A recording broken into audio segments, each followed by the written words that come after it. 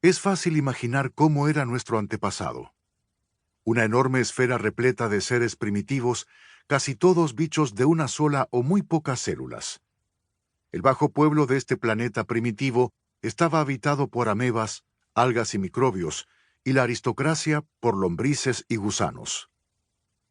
Todos emergían del mar en busca de un lugar donde instalar su hogar y mantener a sus hijos. No había nada más. Agua salada, rocas y estas criaturas asquerosas y elementales. Ese fue el pasado de este puto mundo. Pero hubo un pasado antes del pasado, un antepasado. Imaginar ese antepasado sí resulta cosa bien difícil, porque hay muchas y muy contradictorias teorías. Unos dicen que antes de que surgiera el mundo existía un enorme vacío. Es decir, no había nada. Cero más cero. Y de ese cero, de esa nada, de ese vacío provenimos. ¿Cómo? No lo explican. Otros afirman que por el contrario no existía un vacío sino un enorme despelote. Es decir, muchas cosas, pero completamente desorganizadas. Hagan de cuenta el armario de una chica de 15 años o los archivos de la Administración de Impuestos cuando una víctima exige que se rectifique un error. En la antigüedad, los humanos intentaron explicar el origen del mundo acudiendo a la religión, pero la religión tampoco ofrecía respuestas coherentes. Cojan ustedes la Biblia, por ejemplo. Algunas versiones afirman que en el principio fue el caos. Otras afirman que no había nada en la tierra. Es decir, según la traducción del Génesis a la que se acuda, antes de este puto mundo solo existía el vacío, o por el contrario, reinaba el caos. Pero eso no es lo más grave.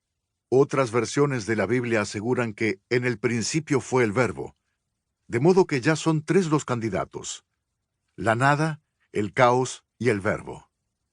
¿Cuál verbo? ¿Y conjugado cómo? Los teólogos afirman que el Verbo es Dios.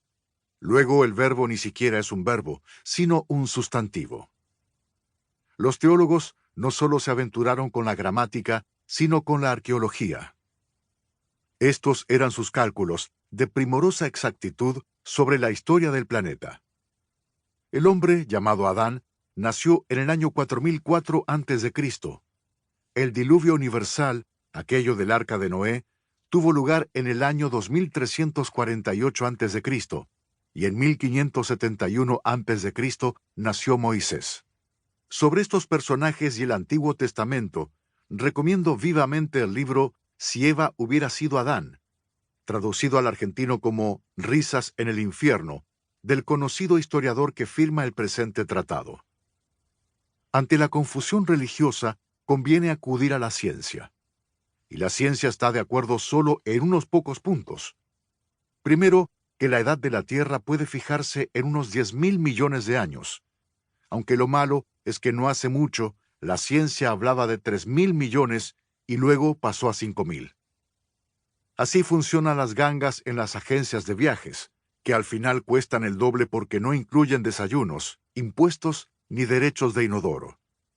Pero es deprimente que ocurra en el terreno de la ciencia.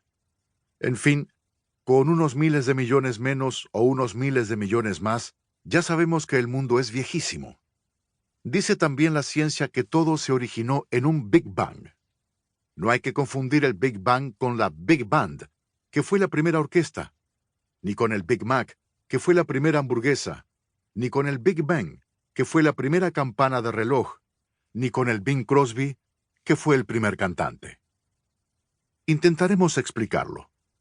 El Big Bang fue una explosión formidable, extraordinaria, que se alcanzó a oír en Somalia, Siberia y otros lugares que ni siquiera habían sido fundados todavía.